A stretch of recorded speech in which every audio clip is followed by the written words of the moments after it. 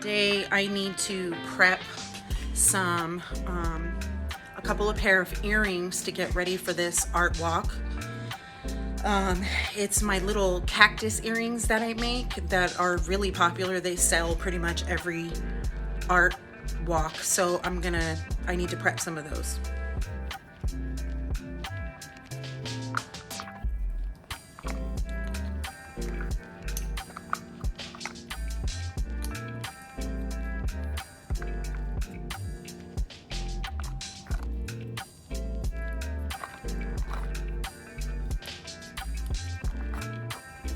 So because I've done enough art walks now, I know how I work and I know how I stress myself out sometimes with certain things.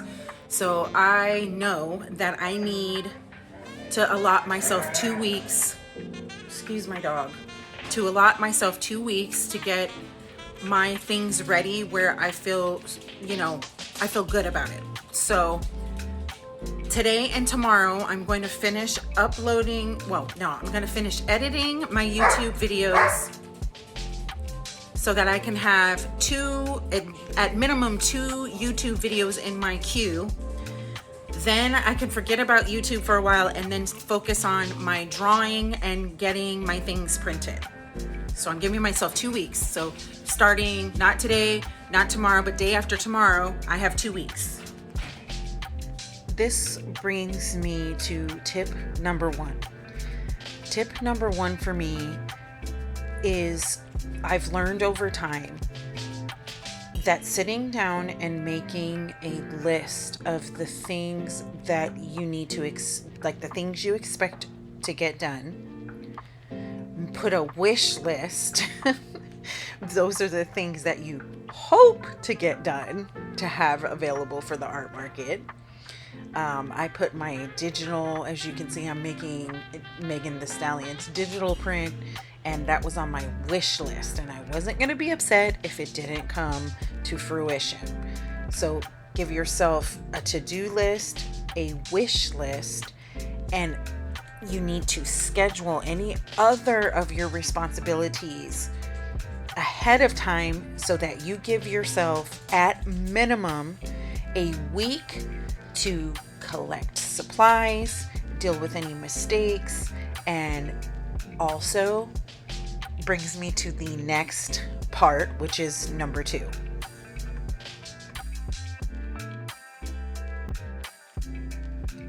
Tip number 2, and this tip is given to artists all across YouTube.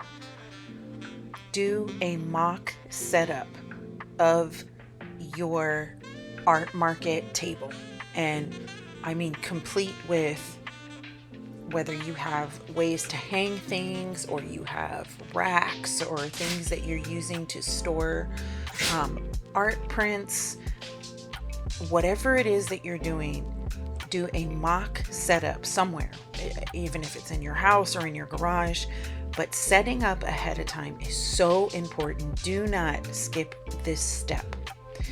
Do not skip this step, because I tell you, you only usually have a certain amount of time for setup. You don't want to be using up your precious time for setup, standing there trying to figure out what to do and how you want things to look.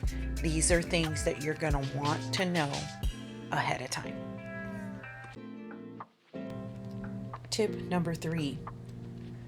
And this might seem like a no-brainer, but share the event. Utilize social media because it's free. Use it to your advantage. Share the flyer for the event that you're participating in, whether it's an art show or art market. Utilize your Instagram stories and Facebook postings and whatever form of social media that you use it to your advantage, and share the information to the market or event multiple times leading up to the day of the actual event. You can even utilize like your Instagram stories or your your shorts on TikTok. You can make stories the day of, like, hey guys, I'm here at this event type of idea. This will draw in more interest to the event that you're participating in, which means that more people are liable to stop by and see the event, but also to see your artwork. Tip number 4, have a proper payment setup for people. I've always had like ways for people to pay, but I've learned over the past few showings, you want to have a clear sign that says forms of payment or payment methods or pay here. Very large and bright and easy to read, whether it is, just a sign that says cash only, or if you are advanced in your vending experience, then you have, a card swipe or whatever it is. But I'm gonna guess you're probably not that advanced yet. So what I do is I just download the QR codes from whatever forms of payment I'm taking from, whether it's Zelle or Venmo or whatever, and I put it all on a list, and I have it laminated, and I have it hanging and ready to go for people to see. And it's very easy, and then sometimes you have to do is talk them through the process. Now, bringing cash is another thing. I started off not bringing cash at all. And I'm not a cash user really myself, so it wasn't really second nature for me. But I have found that bringing, at least $20 in change, it really is going to help you. There's going to be a lot of people who want to pay by cash. And my first art market, I missed a few sales because all they had was cash, and I wasn't prepared to take cash, and they didn't have exact change. So I highly suggest that you really give some thought to stopping at a bank and changing out a $20 bill for some ones and fives. I think it would really, really benefit you.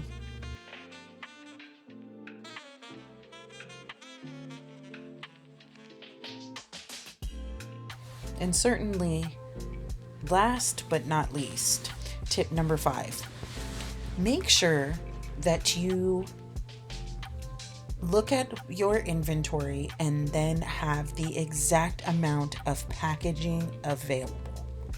I've learned this over time, and it is so helpful. So for instance, if you're taking say you're taking prints with you, and you have 10 prints of each image that you're taking, then you would want to package up those prints ahead of time.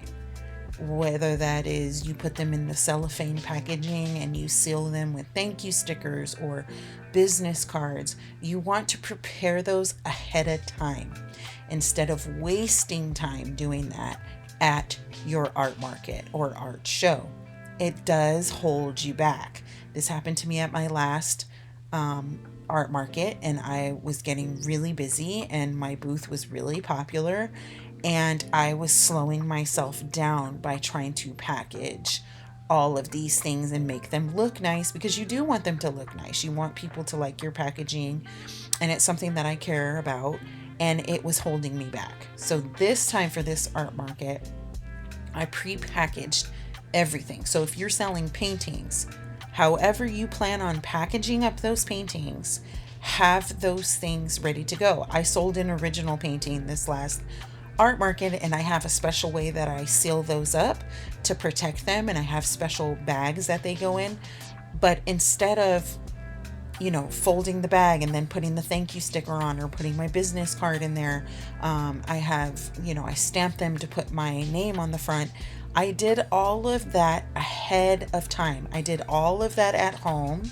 So then I only carried the exact amount of packaging that I would need, and I didn't carry any more and I didn't carry any less. So it helped me in transferring my things from point A to point B. It also helped with how much stuff I had to keep track of.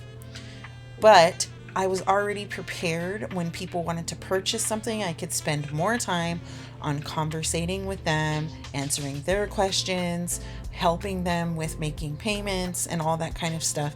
And I had to spend less time on finding all of my cellophane and my paper bags. And that said, I also this time took a tiny table that I keep on the back side of, the table, the part where our chairs and stuff are, where people can't see behind the table, that I was able to put all of the packaging and money box and whatever. I did not have that last time, and I was kind of doing everything on the floor, and so I learned my lesson about that. Everybody wants to ask you questions, they want to talk with you, they want to ask you about the art, and you find yourself feeling overwhelmed trying to package things, take people's money, and be available to talk to people. So trust me on this.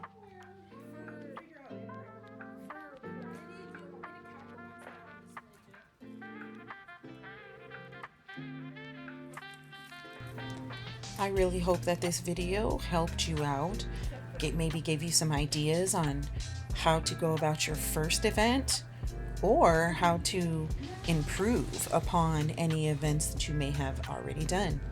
Please let me know in the comment section if you go off and try some of these ideas and maybe perfect them or come up with different ideas that worked better for you. Artists should really be there for one another, and we should really create an environment where we all can share the things that we've learned and the things that worked for us and the things that we failed at.